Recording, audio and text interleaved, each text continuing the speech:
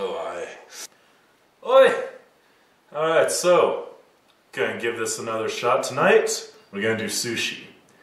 I let some of the minions out of the basement tonight to help me prep, because honestly, prepping sushi takes for freaking ever. This is minion number 1. Yeah, I know, it's a big risk to turn my back on her when she's got a knife, but what's life without a little risk, right? We're doing a whole bunch of different rolls. We're just gonna get to prepping the veggies. We're gonna fry some tempura shrimp. Not gonna use a burner to fry these. We're gonna get kind of creative with that. This might actually burn the house down, so, you know, stay tuned.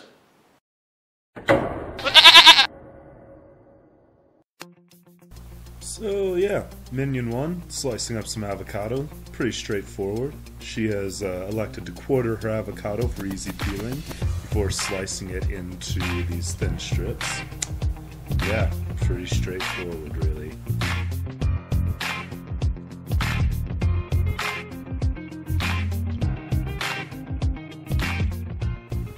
So watermelon, pretty simple too. I tried a couple different ways of getting to its sweetmeats, but the easiest way I found was to just quarter it like I'm doing right now, and then take a sharp knife and peel it from the top down, just like you would an orange that you were trying to cut away the pith on to make orange supremes or segments. Then, once you got that done, it's a super simple matter of slicing it into little 1/4-inch strips suitable for sticking in your sushi roll. Easy as taking candy from strangers.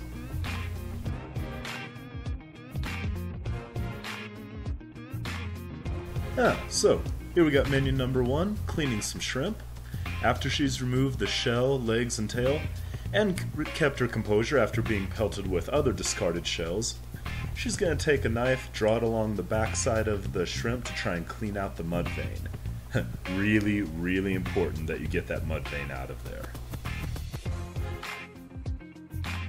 To clean the chicken, super simple. Just cut away any fat and tendons that might be adhering to the outside of it there, and then slice it lengthwise into roughly 1/2-inch strips. Makes them fry up nice and quick. Cucumber, the most awkward of vegetable. Well, once you're done peeling that bugger like it owed you money, just split it stem to stern and take a teaspoon to scoop out its innards with. After that, take your knife, slice it into thin little strips to put in your roll. You know, leave a few of the strips out so the other vegetables know who they're dealing with. It's important to rule with fear, make sure they know not to mess with you. Oh aye, you don't want a vegetable uprising on your hands, I guarantee you that, boyo. That didn't even make sense. Alright, ahi tuna. Cut it into strips. That's about it.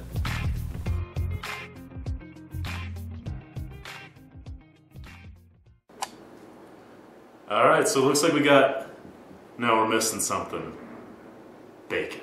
We're missing bacon. Alright, so we're not just going to use any kind of bacon. We're going to use some pancetta. I'm going to bring back our old friend, clothes iron. The ultimate baking cooking machine for $9 from Walmart. Oh yeah. Now don't forget kids, whenever cooking cured pork products, always set your iron all the way to cotton. Oh yeah.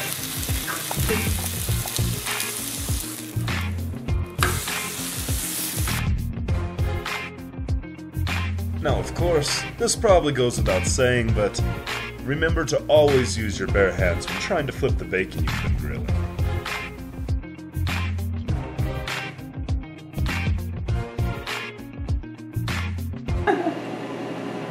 Alright, so we're gonna do some tempura batter now. Yeah, do it. I'm hungry. Tempura batter, yes. We're gonna tempura batter some shrimp. I think we're gonna do some chicken too. Yeah, so this is pretty much where it all started to go downhill for us last night. A little pro tip for you from the Kilted Kitchen. Even when using a recipe from a very trusted source, don't disengage the section of your brain that runs all the logical thought processes. Because apparently, whipping 2 large egg whites into soft peaks and then adding 1.5 cups of cornstarch plus spices will not make a light, fluffy tempura batter.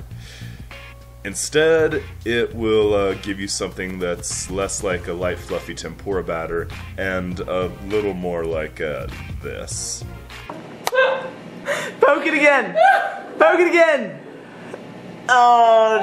Alton Brown, you failed me. But you know what? We're gonna add some beer and we're gonna make this work. Ah!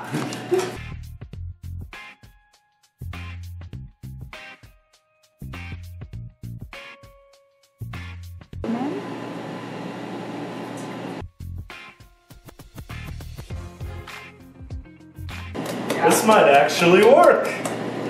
This will work. This will work. Alright, so we got minion number 18 here. He's going to be the fry minion because he's pretty handy with a blowtorch. Yeah.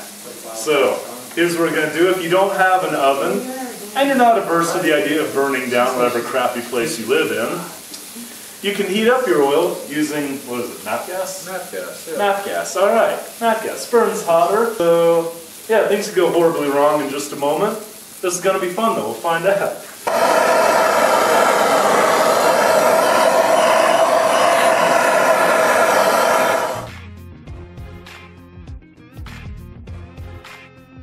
So this next part can get a little tedious, so be sure to engage in some distractions to occupy your time so you don't undercook your chicken and or shellfish.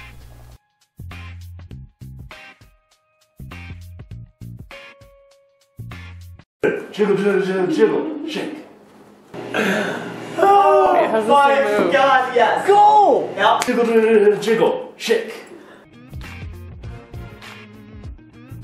Raw ant larva. Ooh. Careful what you eat in Thailand. The house might go down at this point.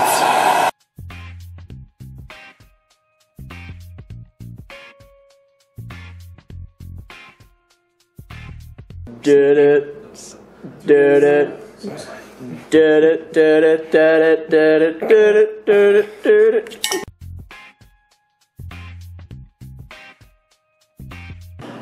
Alright, so for the first time in Kilted Scotsman Kitchen Kilted Scots Kitchen Scots For the first time in the Kilted Scotsman's kitchen, we're gonna actually use the rice cooker for its intended purpose. Yeah, I'm gonna cook some rice in it. So we're just going to take a couple cups of jasmine rice and rinse them really well. To do that, you just want to fill up the bowl with cold water, fondle the rice around a little bit, and then drain off the excess water. Repeat this process about 3 or 4 times until there's no odd milky substance coming off the rice anymore. Now, as far as gauging how much water to put in there, a good rule of thumb is that if the rice on the bottom of the bowl comes up to the first knuckle of your middle finger, fill the bowl up the rest of the way with water until it reaches the second knuckle of your middle finger. Alright, and lastly, we're going to add about 1/3 of a cup of sugar and about 1.5 tablespoons, roughly, looks about right, of rice wine vinegar. Let it cook and let it go. Alright, so we actually don't have a nori mat. Originally, I was going to say, oh, well, what if you don't have a nori mat to make your sushi with? Everybody has those, but we're going to make one anyways. Well, we don't have one. Not really sure where it went. So we're going to make one with some duct tape and chopsticks. A little saran wrap too.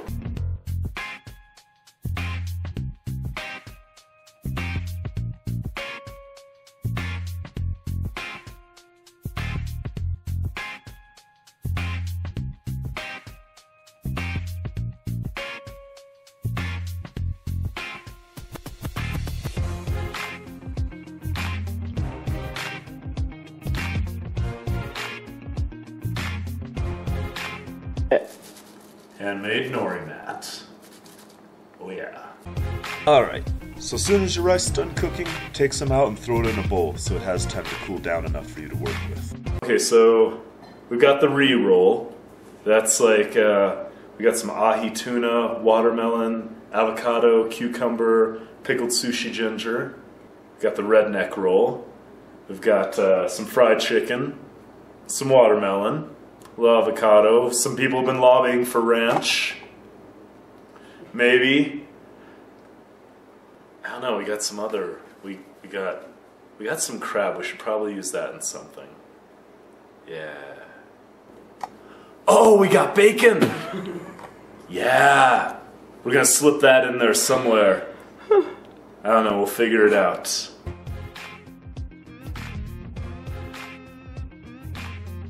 Alright, so we're doing a futamaki or thick roll. Biggest thing to remember here is to leave a small strip of nori uncovered so you can seal the roll with it. So into that we're going to throw some cucumber, watermelon, a little avocado, our tuna, lay some sushi ginger on top of that, and then, wait, seriously? I put bacon in that? Huh. Oh, well, it was kind of tasty. Well, anyways, you're going to want to take the top end of your nori, cover all your ingredients, and then use the sushi mat to gather it all into the middle. Then, leverage off the bottom part of the mat to make the roll nice and tight before sealing it with the wetted nori you have on the bottom edge. And there you have it, a futamaki re-roll.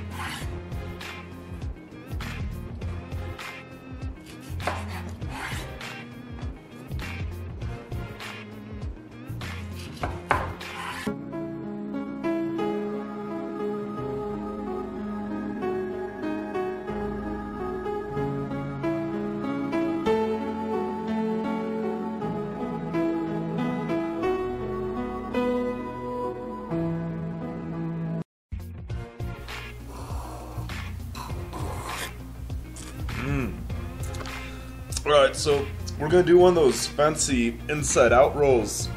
And we're going to do that by covering one whole side of the nori with rice, and then flipping that bugger upside down. And then, you know, yeah, putting stuff on the other side. Like, oh, this here chicken, some watermelon, cucumber, and avocado. And then, because we likes to keep it classy in this here establishment, we're gonna crumble some of that crispy pancetta on the top of the roll, like some of that flying fish roe, Tapico, yeah. Oh, that's some classy bacon there, boyo. Alright, so we got our fake crab roll. I call it the Gaga, because, well, it's, listen, don't worry about it. Just, so we got our fake crab log, some more watermelon, cucumber, avocado, and cream cheese. Yeah, scary looking, just like Gaga.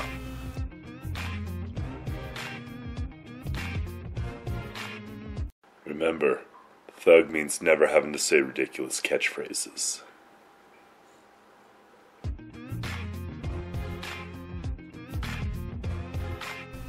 Well, duly noted.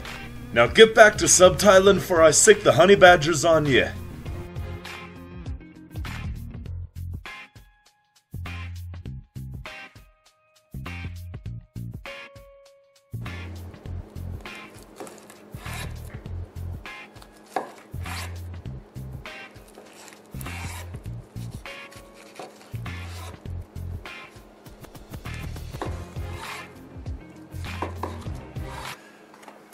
Alright, got all our different sushi rolls here, got our re-roll, our redneck roll, our crab and something roll, and you know, you watched me make it. I don't need to explain what all's in these things. We're gonna go eat this stuff. Hope you enjoyed watching. Yeah. So, I'm gonna go eat some food and drink some more. Cheers.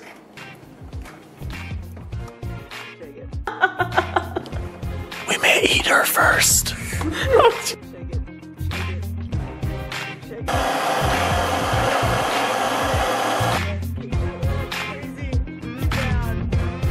Hand me one. I'll come back.